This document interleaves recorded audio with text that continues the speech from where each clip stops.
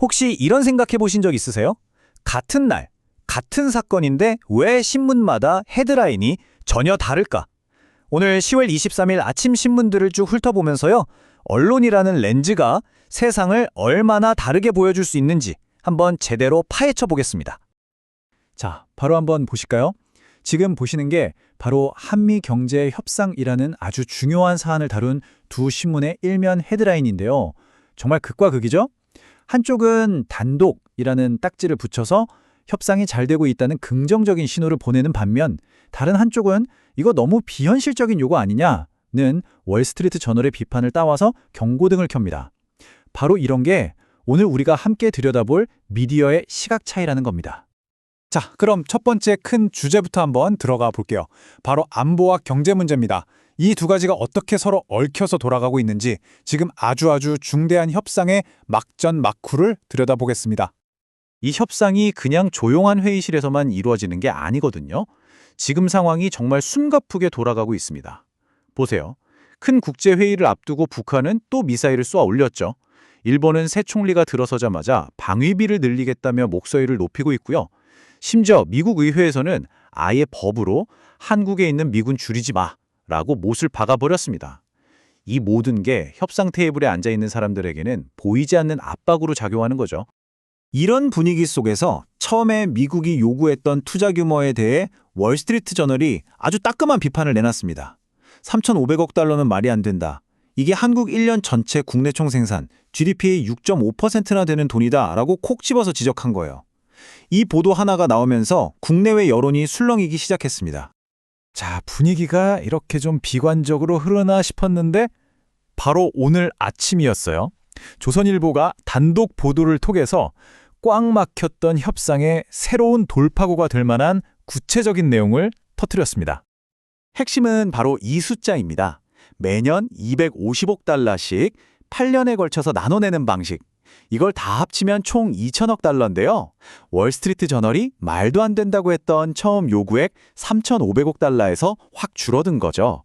훨씬 더 현실적인 카드가 논의되고 있다는 신호입니다. 자, 바로 이 지점이 오늘 이야기의 하이라이트라고 할 수 있겠네요. 이 새로운 협상안을 두고 신문들이 어떻게 다른 이야기를 하는지 한번 보세요. 조선일보나 통화일보 같은 경우는 실리를 챙기면서 안보를 다져야 한다는 쪽에 초점을 맞춥니다. 반면에 한겨레나 경향신문은 월스트리트 비저널의 비판을 다시 한번 강조하면서 섣불리 결정하면 안 된다, 신중해야 한다고 목소리를 내죠. 또 한국일보, 중앙일보는 북한이나 일본 같은 주변 상황을 잘 관리하는 게 우선이라는 시각을 보여줍니다. 정말 똑같은 사안을 두고 이렇게나 다른 해법을 내놓고 있는 겁니다. 자, 이렇게 굵직한 외교 안보 이슈를 봤으니 이제 우리 안의 이야기, 국내 정치 사회 문제로 한번 넘어가 볼까요? 오늘 아침 신문들을 정말 뜨겁게 달군 논란들이 꽤 많았습니다. 그 논란의 한가운데 오늘 아침 신문 사회면을 가장 뜨겁게 달군 인물, 바로 이상경 국토교통부 차관이 있습니다. 이 타임라인을 한번 같이 따라가 보시죠. 2017년에 6억 5천만 원 주고 산 아파트를 4년 뒤에 11억 5천만 원에 팔아요. 근데 그냥 집만 팔고 나가는 게 아니라 집주인이 다시 그 집의 세입자로 들어가는 이른바 주인 전세라는 방식을 씁니다. 그리고 바로 다음 달에 부인 이름으로 전세를 끼고 33억 원이 넘는 아파트를 사는 갭 투자를 하죠. 근데 여기서 정말 기가 막힌 점이 뭔지 아세요?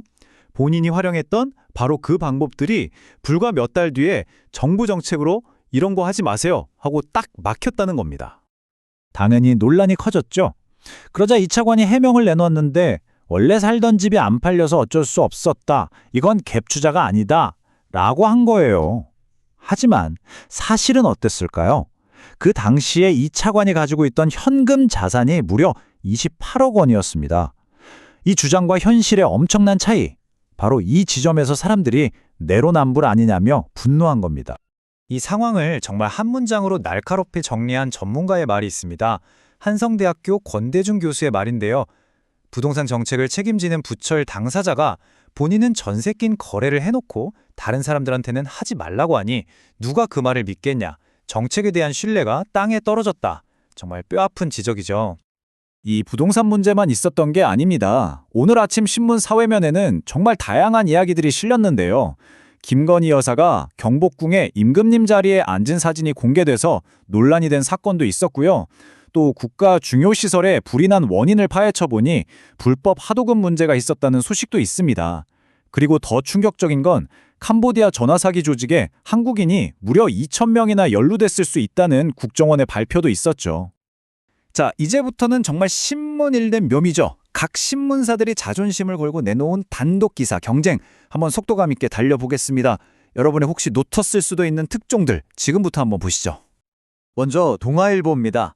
와, 이거 충격적인데요. 시중은행들이 대부업체에 무려 38조 원이나 되는 돈을 빌려주고 그 이자로만 2조 원을 챙겼다는 단독 보도입니다.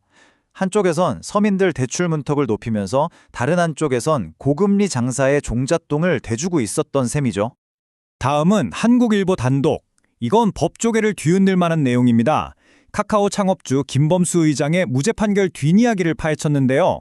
법원이 판결문에서 사실상 검찰의 압박 수사가 너무 무리했다고 판단했다는 겁니다. 한 관계자의 원하는 답이 나올 때까지 압박하는 것 같다는 말이 의미심장하게 들리네요. 중앙일보는 우리 안보와 직결된 단독 기사를 냈습니다. 서해바다 한가운데 설치된 중국 구조물에서 잠수부들이 활동하는 모습이 포착됐는데 이게 혹시 군사적인 목적으로 쓰이는 거 아니냐는 우려를 제기한 겁니다.